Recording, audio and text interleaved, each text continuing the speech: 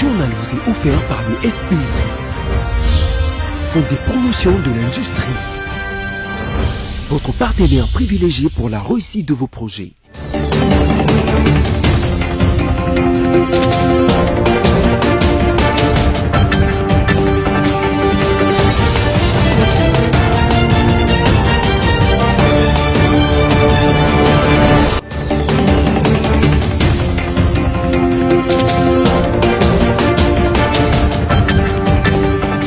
Merci de choisir BC Télévision pour vous informer, mesdames, messieurs. Voici les sommaires de votre journal.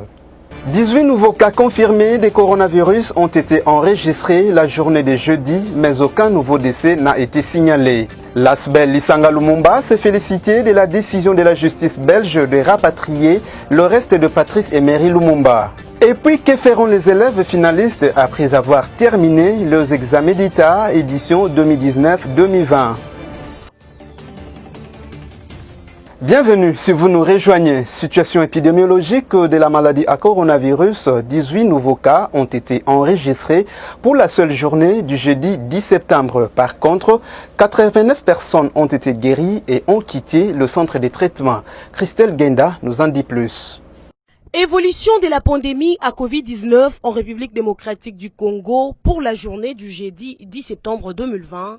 18 nouveaux cas ont été enregistrés.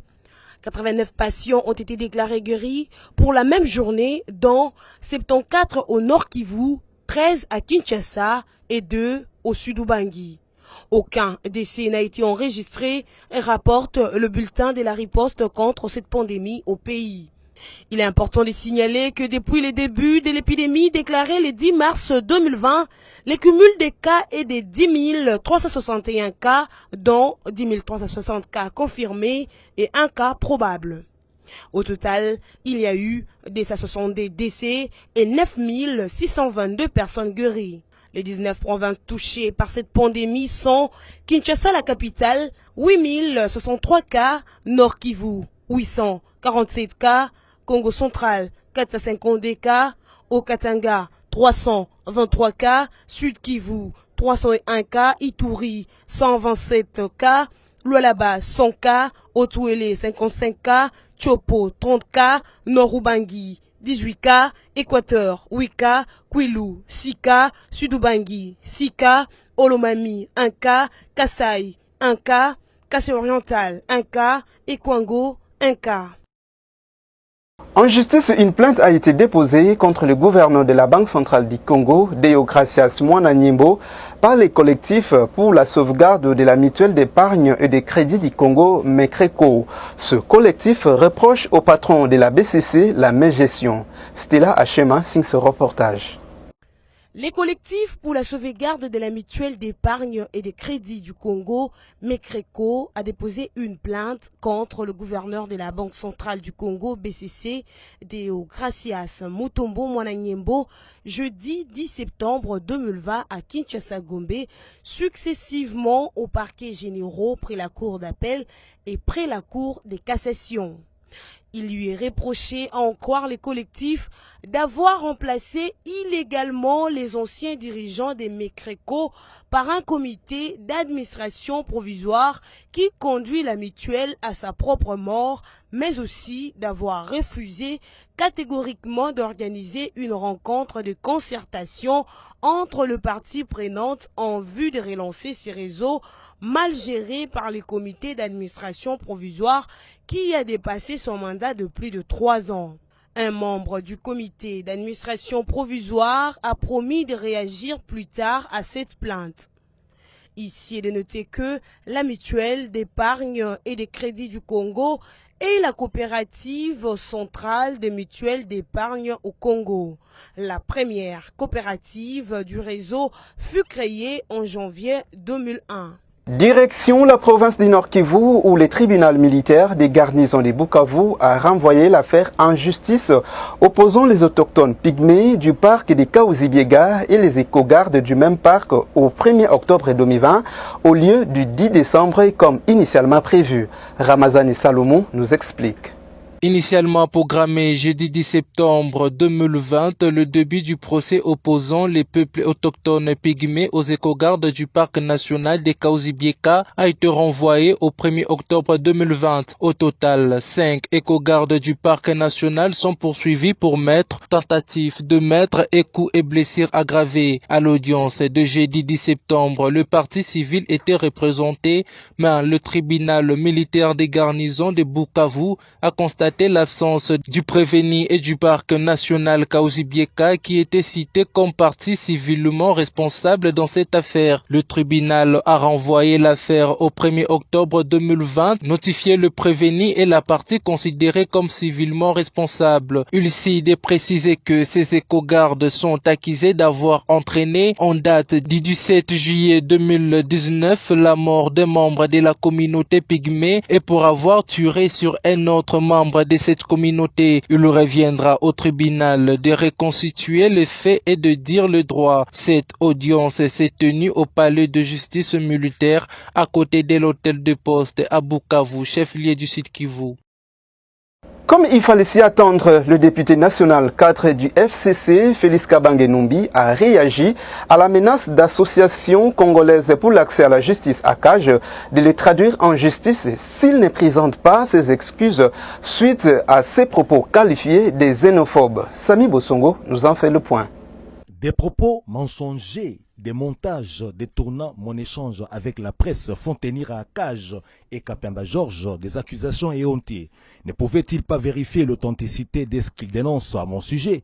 C'est la question qu'a posée le jeudi 10 septembre le député national Félix Kabange Numbi, interrogé par nos collègues de sur 7.cd sur les accusations de xénophobie dont il fait l'objet de la part de Georges Kapiamba et son ONG, Association congolaise pour l'accès à la justice à Cage en acronyme.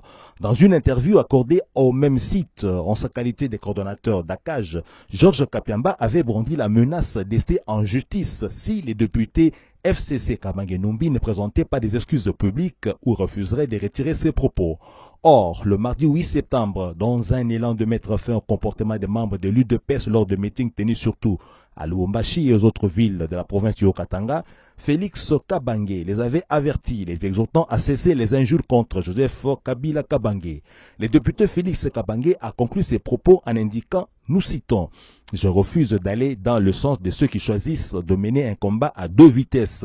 Akage et Georges Kapiamba doivent s'inscrire dans les principes de l'état de droit et dénoncer systématiquement les antivaleurs. Cela, peu importe l'origine. » Fin de citation. Le député a refusé de faire d'autres déclarations face à ce qu'il a qualifié de montage mensonger. De surcroît, s'il est établi que les militants de l'UDPS tiennent des propos injurieux contre Joseph Kabila sans que l'ACAGE réagisse et que l'ACAGE réagisse seulement quand les proches du sénateur à vie avertissent ceux qui crucifient leur autorité morale, l'ACAGE peut être accusé de partialité. Une accusation qui porterait atteinte à son image déjà maculée par des révélations sur son appartenance à la pléiade des structures fantoches qui œuvrent insidieusement pour l'impérialisme américain en terre congolaise. Et puis, cette question, quel doit être le rôle des églises ou des serviteurs de Dieu dans la politique congolaise? Votre rédaction a tenté de répondre à cette question à cette heure où les hommes de Dieu eux-mêmes commencent à s'exprimer sur la question. Sami Bosongo encore nous en dit plus. Il était temps qu'enfin une réflexion et que des démarches soient menées pour définir les rôles des églises ou des serviteurs de Dieu dans la politique congolaise. Lors des échéances électorales ainsi que d'autres rendez-vous et faits politiques, l'on a vécu, non sans étonnement, dégoût voire appréhension, les interférences ou implications des églises ou des hommes de Dieu dans la politique. Si certains d'entre eux ont été instrumentalisés par les politiques congolais, les autres dictent leur volonté ou loi aux politiques, voulant que la politique du Congo s'efface à leur gré. La RDC étant un État laïque, aucune église n'a préséance politiquement sur les autres, même si toutes les églises n'ont pas la même ampleur sociologique et le même poids politique. Il se trouve cependant que les églises font partie des organisations de la société civile, dont l'apport en politique est indéniable. Cependant, qu'il s'agisse de la politique ou de notre secteur, les chrétiens, a fortiori les serviteurs de Dieu assumant des fonctions dans l'église, doivent se conformer soigneusement à la parole de Dieu, étant stricts imitateurs de Dieu. L'église est donc la colonne et l'appui de la vérité et ses membres, la lumière et les modèles de la société. C'est ainsi que les hommes de Dieu ne doivent pas contribuer à la division ou à la culture de la haine entre les Congolais ou entre les politiques. Ils ne doivent pas catalyser ou alimenter la confusion entre les Congolais et les politiques. Ils ne doivent pas juger selon l'apparence, mais selon la justice, les affaires politiques. Ils doivent pousser les politiques à appliquer l'amour de Dieu dans l'intelligence renouvelée, comme en parle le 13e chapitre de la première épître de Paul aux Corinthiens. Les hommes de Dieu ne doivent pas collaborer ou faire partie des organisations impérialistes pour favoriser la prédation néocolonialiste de la RDC. Leur rôle est de prier pour que tout aille bien au Congo, stoppant les actions des agents du diable et exhortant les autorités séculières à administrer la RDC selon la justice et la volonté de Dieu. Restons à Kinshasa, où un comité ad hoc a été mis en place le jeudi par le gouverneur Jean-Tini Ngobila, avec pour objectif de faire face à la situation d'insécurité, notamment les kidnappings dans la capitale. Les détails avec Espérance Louvounou. Le gouverneur de la ville de Kinshasa, Jean-Tini Ngobila Mbaka, a tenu une réunion jeudi 10 septembre 2020 avec quelques personnalités. Au centre de leurs échanges, l'insécurité à Kinshasa, les phénomènes kidnapping et la mise en place d'un comité de pilotage du combat contre l'insécurité. Durant les débats, le commissaire provincial de la police ville de Kinshasa, Silvano Kasongo, a évoqué l'expérience de la province du Nord Kivu, celle de mettre en place un service de call center et d'alerte police, une idée à laquelle a adhéré le directeur général de la société RTL, qui a promis de coopérer conformément aux procédures légales en vigueur. De son côté, l'autorité urbaine a proposé la mise en place d'une commission ad hoc qui devra siéger en urgence dès ce vendredi 11 septembre 2020 sous la supervision des ministres provinciaux de l'Intérieur et des Transports, avec la participation de la police nationale congolaise et d'autres experts de l'autorité de régulation des télécommunications et postes. Les REDOC de la ville de Kinshasa, les directeurs de la DGM ainsi que d'autres services feront aussi partie de cette commission qui vise à examiner les voies et moyens pour mettre fin à ces phénomènes dans la capitale. Autre chose à présent, les restes de Patrice Emery Lumumba seront finalement rendus à la famille de ce héros national congolais. C'est la décision prise par la justice belge depuis le 10 septembre dernier. Comment réagissent les officiels congolais à cette décision? Sami Bosongo nous en dit plus. Après la décision de la justice belge relayée par la presse le jeudi 10 septembre 2020 de restituer les restes de Patrice Emery Lumumba, des réactions ont fusé de la part des Congolais. Une de ces réactions, c'est celle de la fille de l'illustre disparu Juliana Lumumba.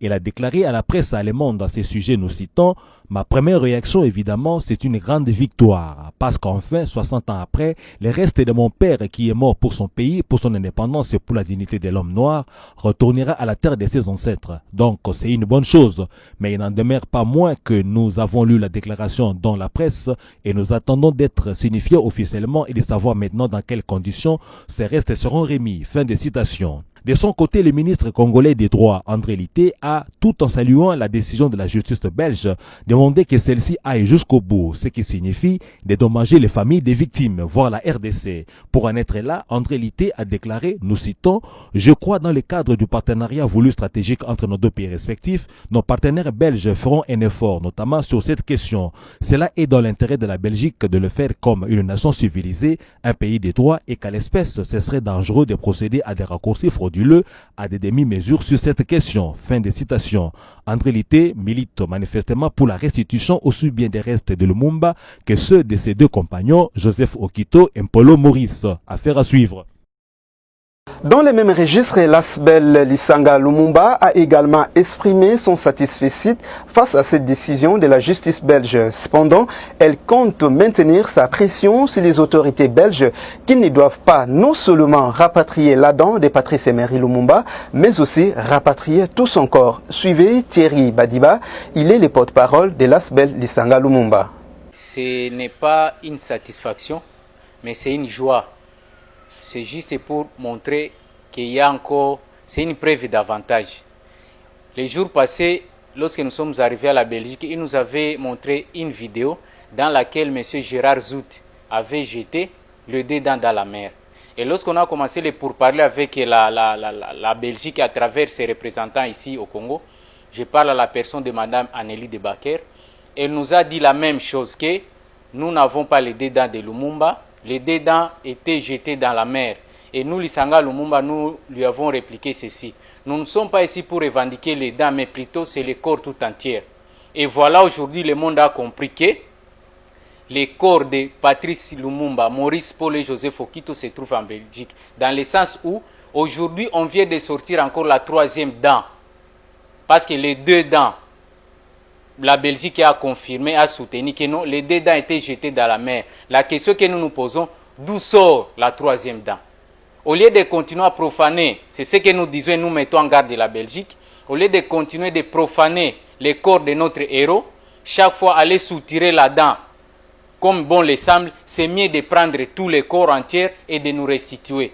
Le chef d'antenne de l'Agence congolaise des grands travaux, ACGT Grand Katanga, a effectué jeudi 10 décembre 2020 une visite d'inspection sur la route provinciale 617 qui va de Luamba à Manono. L'objectif étant de se rendre compte de l'avancement des travaux. Suivez. L'état de la route Luambo-Mitoaba-Manono s'est amélioré depuis le début des travaux amorcés par la firme CCECC sous la surveillance de l'Agence congolaise des grands travaux, maître d'ouvrage délégué du ministère des ITPR sur ce projet. Floribert Mwamba Chifumbe est son chef local pour le Grand Katanga. Comme nous sommes venus il y a quelques mois, au mois de février, pour nous rendre compte de l'impraticabilité de la route, aujourd'hui nous sommes venus nous rendre compte de la satisfaction des usagers de la route, des autorités qui sont passées. Tout le monde a constaté avec grande satisfaction que la route aujourd'hui est praticable et carrossable. On roule déjà très bien, parce que quand nous sommes passés ici au mois de février, nous avions trouvé qu'il y avait beaucoup de points chauds. Il y avait des endroits qu'on appelait rendez-vous où des véhicules pouvaient rester 2-3 jours. Depuis le début de cette saison des travaux, l'action consiste à préparer la venue de l'asphalte sur cette route. Pour ce faire, un complément de 5 mètres en largeur est fait sur les 7 de l'ancienne chaussée. Plusieurs engins sont mis à contribution pour cela. Des camions bennes apportent des matériaux que rependent des bulldozers, pendant que des niveleuses apprêtent le terrain et des compacteurs assurent la stabilité de l'ensemble. On devra poser la monocouche sur à peu près 30 km à partir de Bunkeya.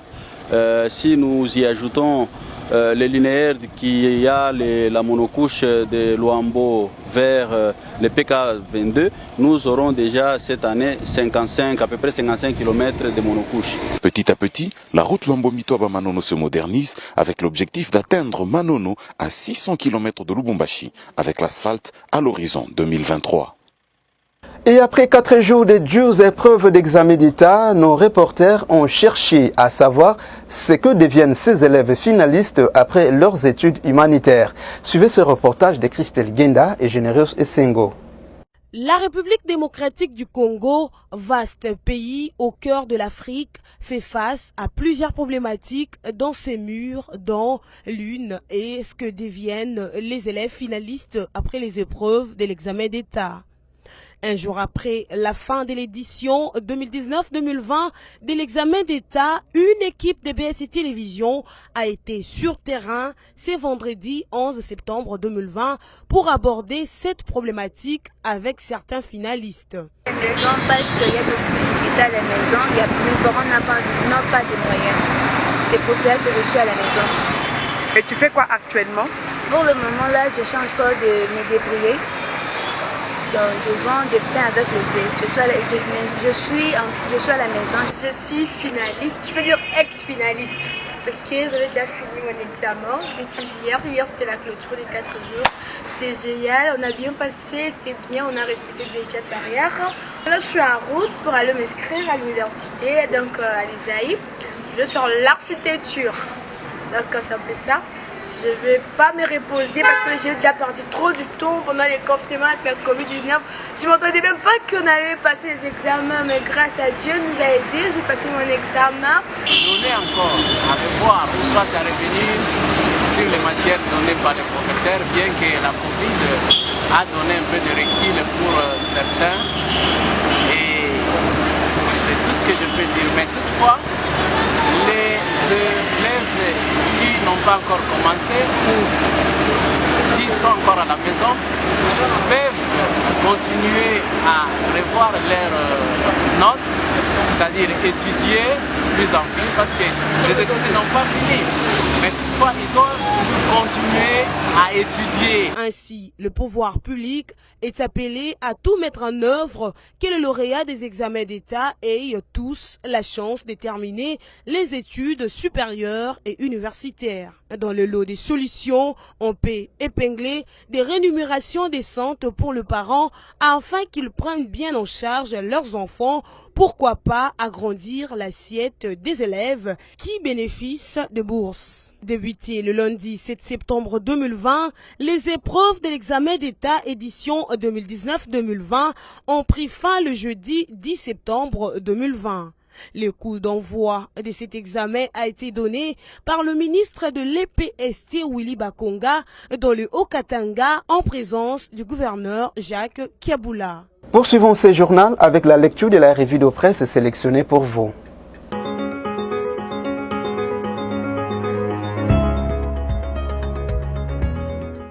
Commençons cette revue de presse avec congovirtuel.org qui écrit Tchopo Walelu Fongola satisfait de l'appui du FONER. Le gouverneur de la province de la Tchopo Walelu Fongola était mercredi l'hôte de la directrice ad intérim du Fonds national d'entretien routier FONER à Kinshasa. En effet, profitant de son séjour à Kinshasa, le numéro 1 de cette province et le responsable de cette institution d'utilité publique ont ensemble passé en revue l'état de leur collaboration depuis l'arrivée de Walelu Fongola à la tête de la Tchopo. Au-delà de malentendus qui persistaient dans cette collaboration, l'heure était venue de dissiper ces incompréhensions pour aller de l'avant dans une franche collaboration afin de doter ainsi cette province des routes appropriées. Le premier citoyen de la Tchopo a remercié la haute direction du FONER pour une enveloppe importante accordée à sa province destinée à l'entretien de la voirie urbaine. Poursuivons cette revue de presse, mesdames, messieurs, avec Florent Desas qui note en grand titre nomination au sein de la territoriale, le FCC tacle Gilbert Kankonde. Le Front commun pour le Congo FCC dénonce l'absence de transparence dans les nominations imminentes au sein de la territoriale. C'est ce qui ressort d'un communiqué de la conférence des présidents de cette méga plateforme kabiliste rendue publique le 9 septembre 2020. Comme pour tacler l'UDPS, Gilbert Kankonde, vice-premier ministre en charge de l'intérieur, sécurité et affaires coutumières, le FCC postule que cette nouvelle mise en place dans la territoriale devrait bénéficier de larges consultations au sein de la coalition au pouvoir. Bouclons cette revue de presse avec ce titre de Capu.net. Goma, ouverture imminente d'un sommet de chefs d'État des Grands Lacs. Le chef-lieu de la province du Nord Kivu s'apprête à accueillir ce week-end un mini-sommet de chefs d'État de la région de Grands Lacs.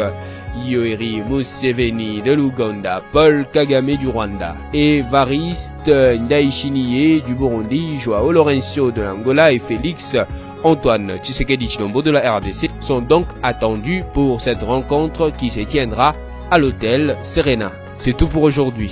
Merci à vous et à la prochaine.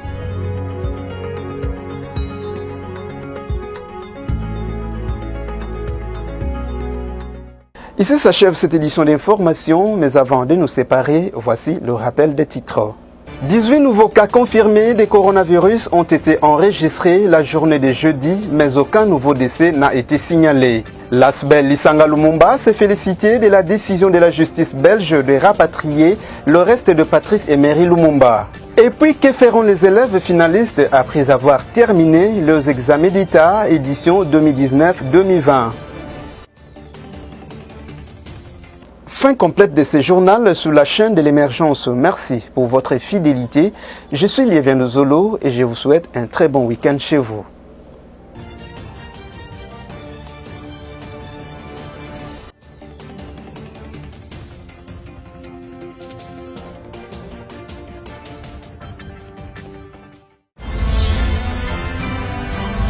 Ce journal vous a été offert par le FPI. Des promotions de l'industrie. votre partenaire privilégié pour la réussite de vos projets.